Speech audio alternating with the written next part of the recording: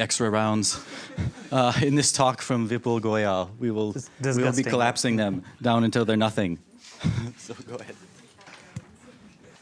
Okay, thanks, Mike. Okay, so we will sort of discuss a simple round collapsing technique and slash down these disgusting, bad-looking extra rounds as far as we can. This is joint work with Junru, Rafi, Ifan. Most of them are here. Okay, so we all know about secure multi-party computation. Let's just introduce some notation. So we have n parties. T is the corruption threshold. We are talking about synchronous networks where the messages do get delivered eventually. So we'll be interested in like two types of corruption threshold. One is the 1/3 corruption threshold, which is what I would focus most of my talk on. But we can also generalize some of the results and techniques to the dishonest majority setting with some small gaps. So the number of corrupted parties can be 1 minus epsilon times n, where epsilon can be an arbitrary small constant. And we are in the fully malicious setting, security with a bot. We don't consider guaranteed output delivery. But for the talk, just think of the adversary as semi-honest. Right? And the target result, we want to use lightweight cryptographic primitives, mostly symmetric key primitives, like we don't want to use any FHE, LPN, and so on. Constant round complexity, that's very important. And then we will also try to improve the communication complexity. Okay, so the known results from the literature sort of, we can think of them as in two different directions. So we have communication efficient protocols, but those are non-constant round. Many of them are also information theoretic in the honest majority setting. So these are usually based on secret sharings. One of the first protocols was DN07, which achieved sort of linear communication per gate for honest majority. And then there's the SPDZ protocol for dishonest majority. And then in some of the later works, we achieved the overall communication to be just O of circuit size, where C is the circuit, which means that the communication per gate can even be constant. And this is for the strong honest majority setting, or we can even think about dishonest majority setting, assuming a preprocessing stage. But for most of these protocols, the restriction is that the round complexity is pretty high, linear in the depth of the circuit, right? And then we can think about sort of the other direction where we focus on constant round, but the communication can be large. These are usually based on Yao's Garber circuit. So we have the well-known BMR paradigm, where the parties come together and sort of construct jointly a single Garber circuit. So there are some recent constructions which achieve first C times n square. N is the number of parties, communication assuming PRG, C times n times the security parameter. And then a very relevant work recently achieved O of C times the security parameter, assuming LPN. Isn't LPN just some MPC friendly PRF? What does LPN stand for? Like, if you have a PR, if you use a non-black box version of BMR? So you're saying why isn't LPN like a lightweight assumption? Is that? No, I'm asking whether it's specifically about LPN or this was about concrete efficiency. So I'm not sure if you're talking about asymptotic or concrete, and LPN, my sense is that it's used to optimize concrete efficiency rather than generalize assumptions. So you're saying asymptotically, even without LPN, this was some kind. I guess. Some kind of a PRF with some complexity. And can you instantiate it using assumptions other than LPN, like using simple lightweight assumptions? Yes, I think so. Again, I don't know. Okay. I need to abstract what the requirements are, but I think so. Yeah, I think there is some follow-up work that uses this mod 2, mod 3 PRF. So. Okay, so anyway, yeah, we want to just try to use symmetric key cryptographic primitives. The question is whether you're targeting asymptotic or concrete efficiency. So in this talk, mostly asymptotic. Yeah. Right. So the question is we want to have constant round complexity, and then even the communication complexity per gate, we want it to be a constant using lightweight cryptographic assumptions. If you use things like FHE, then you can do magic, but that's not something that we will focus on. Okay, so our results. So theorem 1 is the main theorem which I will focus on in this talk. In the random oracle model, there exists a 5-round MPC secure against fully malicious adversaries. The corruption threshold is 1/3 for now, or even 1/3 minus epsilon. And the communication complexity can just be O of C times K, along with some factors which depend on depth of the circuit. Okay, and then we can also generalize this theorem to a higher corruption threshold to the dishonest majority setting with some gap. So 1 minus epsilon times n. Slight increase in the number of rounds, and we have to assume obviously OTs. So random OTs are good enough. And the round complexity is 12 plus the number of rounds which the OT protocol needs. Yeah. For the first theorem, so if I had a protocol with 0.1 n, couldn't I move to third minus epsilon again by using the party virtualization? Yeah, you're right. So our theorem does rely on party virtualization, but we try to use things in a black box way while doing party virtualization. Again, if we have like a constant depth symmetric crypto primitive, then the naive approach gives you something. I'm trying to understand how this compares to naive, because we can do share packing, we can do. If you try to take the BMR function, BMR basically, because they're black box, they're generating many copies of the PRG seed, but you can take a non-black box approach. Right? In fact, in the paper with Benny and Eyal, we say, okay, we have a computationally secure randomized encoding, and we motivate it by having an asymptotically more efficient version of BMR. It's a non-black box approach. It doesn't technically give you the same result. I'm just wondering about this alternative. Like, it's not LPN based. Okay, maybe we should discuss it offline. But we cannot work with random walker, right? I mean, so the use of random walker is definitely... No, it's non-black box, but it's not LPN, it's very generic. Okay, so just to establish some notation, Yao garble circuits, we have a garbler and an evaluator. They each have their inputs x1 and x2. And they want to compute the output of the circuit, C of x1 and x2. So in the first step, the garbler can sort of prepare a garbled circuit, send it across to the evaluator. The evaluator needs the input wire labels, which are the keys for sort of decrypting this encrypted garbled circuit. You can use OT for that, or maybe other techniques. And once the evaluator gets that, evaluator can evaluate and compute the output of the garbled circuit.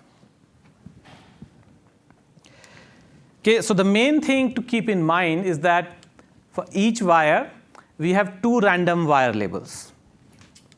So we will denote them by L sub A0, L sub A1. A is the identifier for the wire. One of them corresponds to the value on the wire being 0, other corresponds to value being 1. And the evaluator must always learn exactly one of them. Okay, to evaluate the garbled circuit, as I mentioned, the evaluator just needs one of the wire labels for each input wire. And once you have that and you have the garbled circuit, you can compute the wire labels for the intermediate wire and the output wire, and then eventually the output. So the BMR protocol sort of extends this approach to multiple parties from 2 parties. The parties generate a single garbled circuit sort of collaboratively together. And here, many works have studied how to do it as efficiently as possible. The main difficulty is that there are gate tables which are ciphertexts which you have to compute. Both key and the message are secret shared, so how do we do that? And sometimes we need to use the underlying encryption scheme in a non-black box way. Some clever works have avoided the non-black box use of encryption scheme. So we don't follow the BMR paradigm in our work. Each party will sort of create a separate garbled circuit. So we will take a non-constant round protocol. Let's call this protocol P or pi. And we try to compile it into a constant round protocol. And the blueprint will be that each party will prepare a garbled circuit for their next message function for each round of the protocol P. So whatever computation I do in the ith round, I will just convert it to a garbled circuit, and then all the garbled circuits are sent to an evaluator who will try to execute these garbled circuits, compute the protocol output without any further interaction with any of the other parties. You need the wire labels for the messages. Yeah, that's the next slide. So this sort of high-level blueprint has been used in a few works, like in a paper on one-time programs, there were hardware tokens used to get these wire labels, as Abhi was saying. Garg and Srinivasan paper from 2018 had a different technique. So the main issue is that the garbled circuits, they are all sent to an evaluator. So these are garbled circuits for the first round. So evaluator now has, let's say, all the garbled circuits. The garbled circuit for round 1 by party 1 is denoted by this F11. So you can execute garbled circuits for the first round. You can compute the message. And this message needs to be sent as an input for garbled circuits for the second round, right? And now the question is, of course, how does the evaluator get the wire labels for the second round, third round, and so on, right? And then many previous works solve this problem in different ways, OTs, hardware token, or other clever techniques. OK, so here is sort of the high-level idea that we will try to work out. So in the very beginning, even before parties prepare the garbled circuits, all parties select the wire label for all the input label for all the input wires for all garbled circuits which they will prepare, and thus just secret share it across all the parties. Right? So all parties secret share input wire labels for all garbled circuits they will prepare. And then the other parties can hard code these secret shares in the garbled circuits which they will prepare. Right? So in other words, if you look at garbled circuits for round 1, they have a share of wire label for all garbled circuits of round 2. Okay? And now just for a second, let's say that each garbled circuit could compute the entire first round output of every other garbled circuit. Then seems like the problem is not hard to solve. The garbled circuits from round 1, they already know what the input is going to be for garbled circuits of round 2.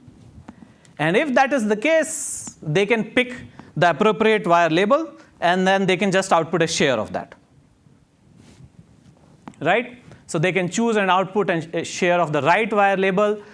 Given these shares, the evaluator can reconstruct the right wire label and can continue evaluating garbled circuits of round 2, and so on.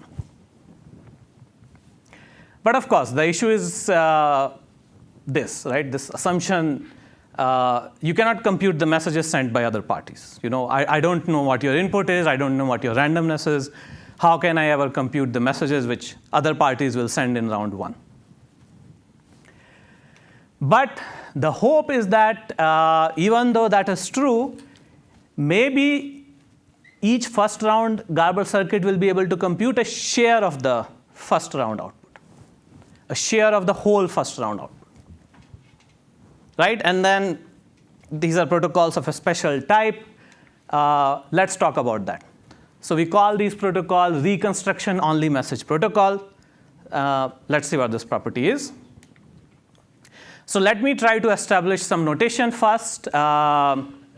So here, this x sub d denotes a degree d sharing of the value x, right? Thinking about Shamir secret sharing, you can add the two shares locally. And if you add shares of x and y, you will get a share of x plus y with the same degree. If you instead multiply the two shares, then the degree goes up. You will get a share of x times y, but with degree d1 plus d2. OK, so now let's come back to reconstruction-only message protocols. So for many secret sharing-based MPC protocols, there's a pre-processing phase, and then there's an online phase. Online phase only involves public reconstruction of some secret. So in other words, all the parties send share of some secret. Let's call it Z. All the parties receive these shares. They just reconstruct Z. And that's what they will use in the next round. So the protocol can potentially be run over the broadcast channel. There are no private messages involved whatsoever. And in fact, parties only use the reconstruction results, not the individual shares in the next round. So in other words, all the garbled circuits will output shares of some secret Z, right? The evaluator can reconstruct Z. It's public. And then Z is fed to the garbled circuits in the next round. Okay? And then turns out that many popular protocols in the literature satisfy this property. In particular, the well-known DN protocol does. In DN protocol, in the online phase, parties can execute addition gates locally, also multiplication gates locally. But when you multiply, the degree goes up, right? So what they do is you reconstruct whatever the result of the multiplication is publicly.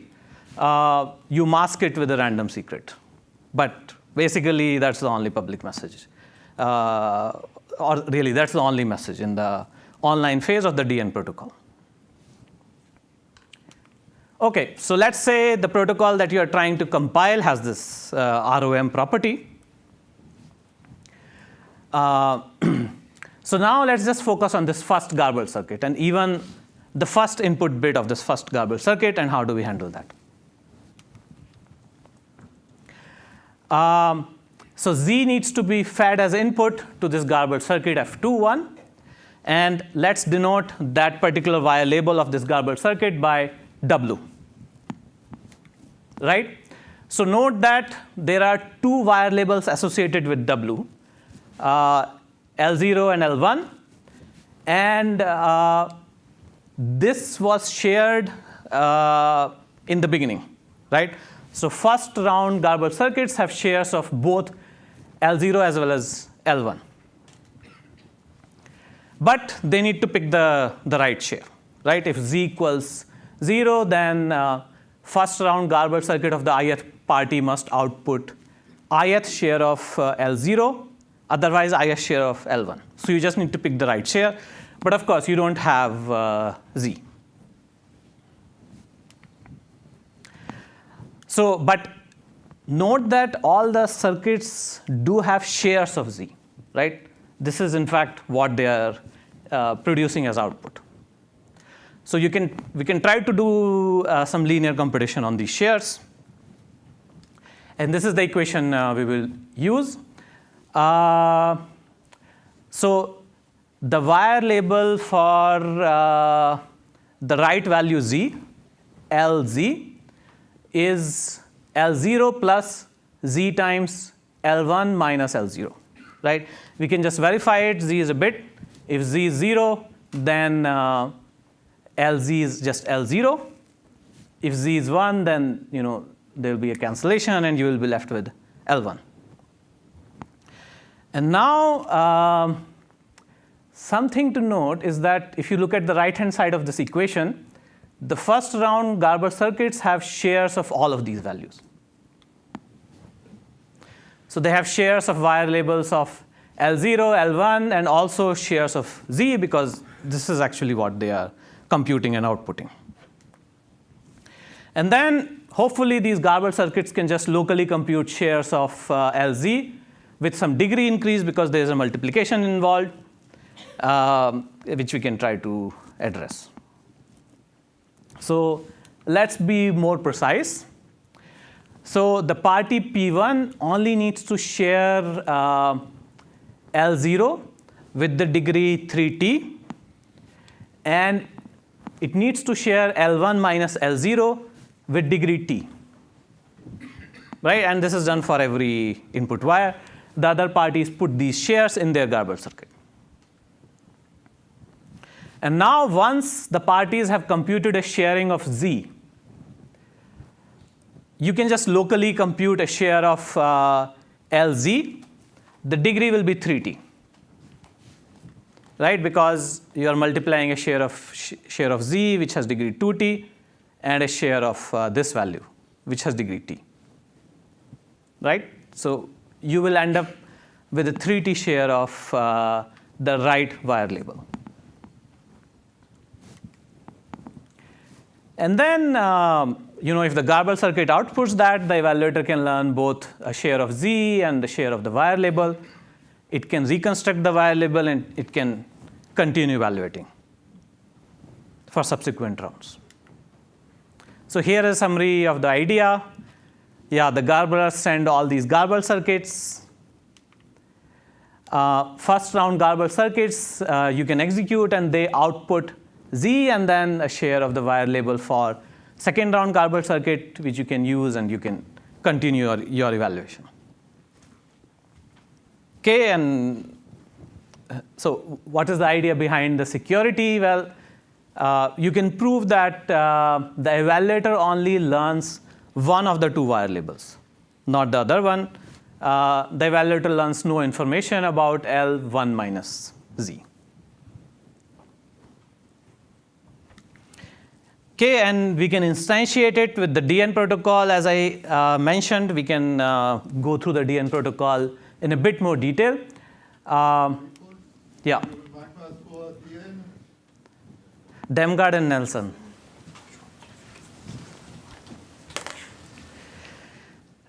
Right, so each party initially shares their input using a degree T Shamir secret sharing. And then you evaluate the circuit gate by gate. Addition is local.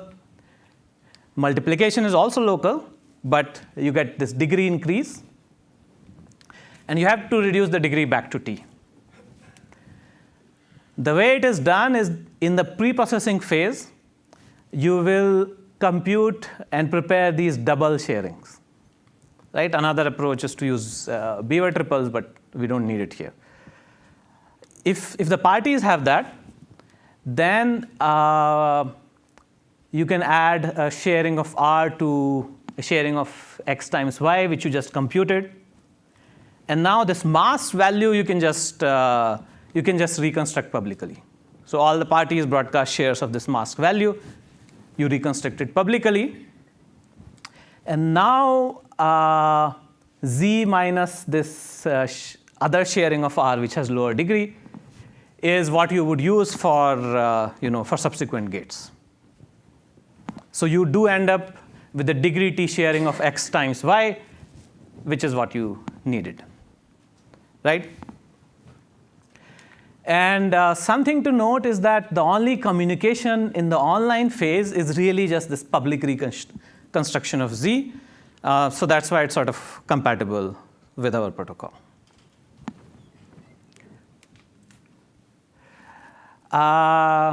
So some extensions. So DN protocol doesn't let you go too far in terms of communication. To get better communication efficiency, we can use this GPS 2022 protocol, which uses packed secret sharing. And that's why you get half minus epsilon, one-third minus epsilon. And we used packed secret sharing based on AG codes. We get dishonest majority using party virtualization plus MPC in the head. And then to go to the malicious setting, we can use message authentication codes. Okay, so some future directions, there is a circuit-dependent term in the communication complexity, which we don't know how to remove. This is because of the use of packed secret sharing in our instantiation. So can you get rid of this? Then concrete efficiency, can you implement and see how the performance of our protocol is in the practice? The random oracle model is only used in our work to support free XOR, which even helps with getting down the asymptotic complexity and to create compact commitments. So, potentially you can try to remove the random oracle model. Yeah, and that's it. Why do you have an ended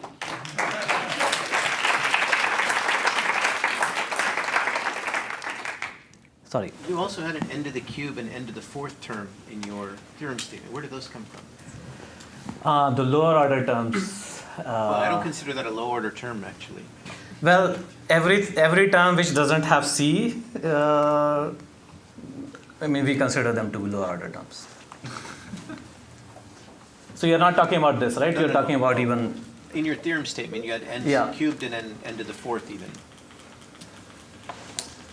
Yeah, I don't know if I will be able to tell you where it comes from.